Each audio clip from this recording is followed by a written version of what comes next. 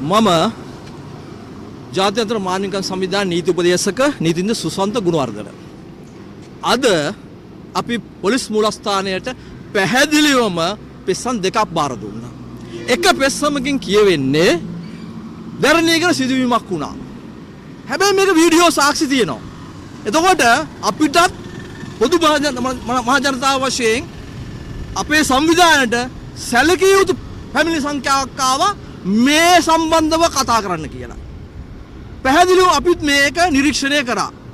Video සාක්ෂි අද උසාවිය පවා පිළිගන්නවා. එහෙමනම් කොහොමද මේ ආකාරයට නඩු බාණ්ඩ හඳුන්වා දෙන්නේ? මේක මද්ද්‍රව්‍ය හෝ වේවා මොනවා හරි හඳුන්වා දීමෙන් මිනිසුන්ගේ නීතිමය අයිතිවාසිකම් අත්අඩංගුවට පත් නොවීමේ අයිතිවාසිකම අහිමි වෙනවා. හේතුව විශේෂයෙන් මද්ද්‍රව්‍ය වලදී. මේ தත්ත්වය ඉතාමත් බරපතලයි. හේතුව මේ සකපිට කියලා කෙනෙක් රැවුලවන් ඉන්නෝ ওই පුද්ගලයාගේ රැවුල මත ඔහු පාතාලේ කියලා අත්අඩංගුව ගැනීම සිද්ධ වෙනවා.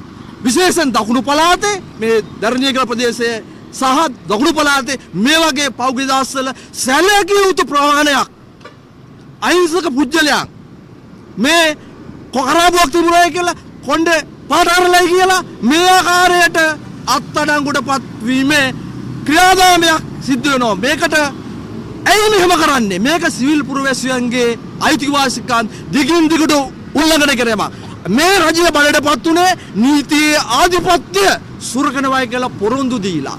දැන් මිනිස්සු බලන් ඉන්නේ නිදාසේ ඇවිදින්න පුළුවන්, ගමන් කරන්න පුළුවන්, බීජයෙන් තොර වටපිටාව. නමුත් දැන් ව්‍යංග්‍යාකාරයෙන් සැකපිට කියලා ඕනෑම ආකාරයෙන් පොලිසියට කටයුතු කිරීමේ නඩුවක් පැවරීමේ අභිමත බලයක් ඇවිල්ලා තියෙනවා. මේ අභිමත බලය පුරවැසියන්ගේ අයිතිවාසිකම් අමුමුවේ උල්ලංඝනය වෙනවා. මේකට බලන් හිටිය ඇති අපිට දැන් පැමිණිලි 100 ගාණක් ඇවිල්ලා තියෙනවා. ඒ නිසා පැමිණිලි සම්බන්ධව අපි පැහැදිලිවම මේ ක්‍රියාදාමය විරුද්ධභාවයකින් අත්අඩංගුව ගැනීම සිද්ධ කරන ලෙස ඉහළ නිලධාරීන් විසින් පහළ නිලධාරීන්ට චක්‍ර ලේඛන මගින් මේ ක්‍රියාවලිය අධිකරණයේ අධීක්ෂණයට යටත් විදිහට කටයුතු කරන්න කියලා අපි පැහැදිලිවම බල කරන පෙස්සමක් අද පොලිස් මුලස්ථානට බාර දුන්නා. අපි මේ සම්බන්ධව සමීපව නිරීක්ෂණය කරනවා. පොලිසිය මේ සම්බන්ධව ගන්න ක්‍රියාමාර්ග මොනවද?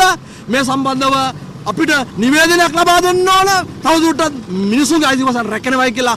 එහෙම නැත්නම් අපිට සිද්ධ වෙනවා අධිකරණ ක්‍රියාදාමයට යොමු වෙලා ශ්‍රේෂ්ඨ අධිකරණයට ගිහිල්ලා මේ ප්‍රශ්නය අකමැත්තෙන් නමුත් ශ්‍රේෂ්ඨ අධිකරණය මගින් මානව මිනිසුන්ගේ සිවිල් පුරවැසියන්ගේ නිදහසේ ජීවත් වීමේ අයිතිය සකකාරයක් වුණත් නිර්දෝෂීභාවයේ පූර්ණ නිගමනය රැකෙන පරිදි ඒ සීමාවට කොටු කරලා පොලිසිය ක්‍රියාදාමය පාලනය කරන්න අපිට මැදිහත් වෙන්න සිද්ධ වෙනවා.